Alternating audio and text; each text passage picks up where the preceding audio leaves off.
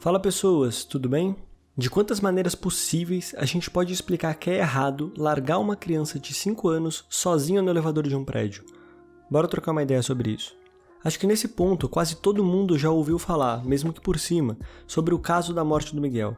Para quem não sabe bem o que está acontecendo, ou quem ainda nem ouviu falar no assunto, eu vou dar um panorama geral, para depois a gente poder comentar o quão absurdo foi o que aconteceu. Miguel era filho de Mirti Souza, que trabalhava como doméstica na casa do prefeito e da primeira-dama de Tamandaré. Ela contou, no programa da Fátima Bernardes, que levou o filho ao trabalho porque sua mãe teve que resolver alguns problemas do banco. E essa história trágica começa quando, em um momento do dia, ela saiu para levar os cachorros à patroa passear e deixou seu filho sob a guarda de Sari Gaspar, primeira-dama. Como esperado de uma criança de 5 anos, Miguel começou a sentir falta da mãe e querer sair para procurá-la, até que ele consegue entrar no elevador. No vídeo fica bem claro que a patroa simplesmente desiste de convencer o menino a sair. Ele vai até o 9º andar, onde ficavam alguns aparelhos de ar-condicionado, sobe na grade de proteção de um dos aparelhos, que não resiste e quebra, derrubando Miguel de mais de 30 metros. Ele não resistiu e morreu. Assim, de verdade, tem coisa mais normal no mundo que uma criança de 5 anos sente falta da mãe, de chorar quando é deixado com pessoas que não está acostumado?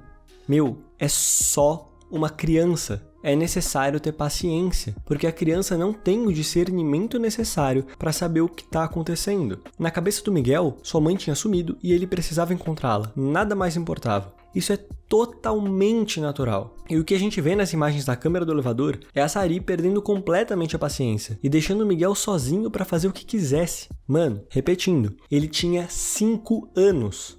Aqui cabe um desabafo da própria mãe do Miguel. Ela diz o seguinte: aquilo doeu tanto. Eu perdi o meu filho por falta de paciência. Por uma questão de 10 minutos, ela não teve paciência com meu filho.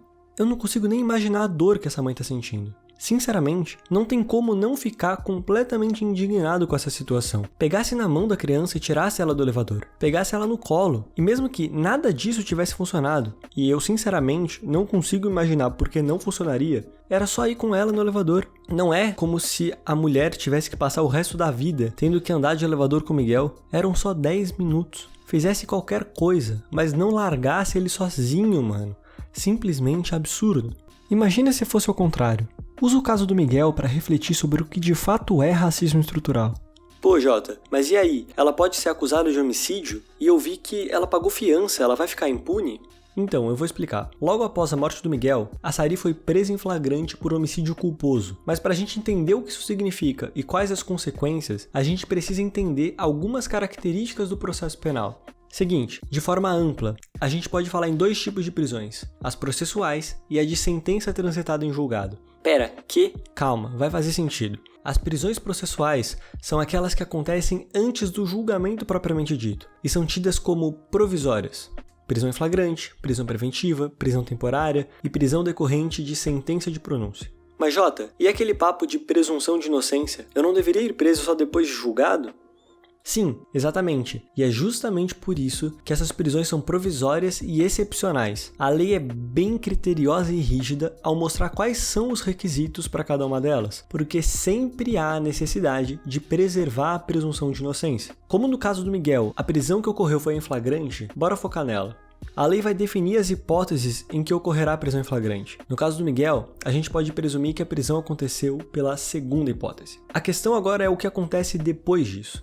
A pessoa suspeita vai ser levada para a delegacia, onde vai ser lavrado ou feito o auto de prisão em flagrante, que nada mais é que o documento onde vai ser registrado o ocorrido.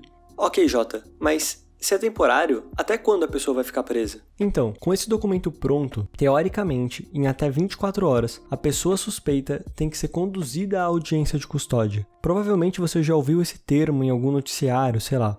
Essa audiência é justamente onde o juiz vai decidir o que vai acontecer com a prisão em flagrante, tendo 3 opções possíveis: cancelar a prisão ou relaxar a prisão ilegal, converter a prisão em flagrante em prisão preventiva, se o fato da pessoa estar livre representar algum tipo de risco para a ordem pública, econômica, etc., ou conceder liberdade provisória com ou sem fiança. No caso do Miguel, foi concedida a liberdade provisória com pagamento de fiança. Mas Jota, homicídio pode fiança? O critério que a lei estabelece é de que se a pena máxima não for maior que 4 anos, é possível fiança. E o homicídio culposo tem pena máxima de 3 anos. Mas agora ela vai ficar impune e eu ainda não entendi por que homicídio. Calma. Seguinte, o processo contra ela ainda vai começar. Se a gente fosse imaginar uma linha do tempo bem resumida, as coisas ficariam mais ou menos assim. A primeira etapa é o inquérito policial, onde a autoridade policial vai basicamente reunir provas. Essa é uma fase essencialmente administrativa. Depois, esse inquérito vai ser enviado ao Ministério Público, que vai decidir fazer a denúncia ou pedir o arquivamento. Se a denúncia for feita, o processo segue para aquela fase mais conhecida, de interrogar o réu, ouvir as testemunhas, etc. E é no final disso que haverá o julgamento. Ou seja, essa mulher não foi inocentada, só está respondendo crime em liberdade. Se ela for condenada no final desse processo todo, ela será presa. Por isso que é muito importante que essa mobilização toda aconteça.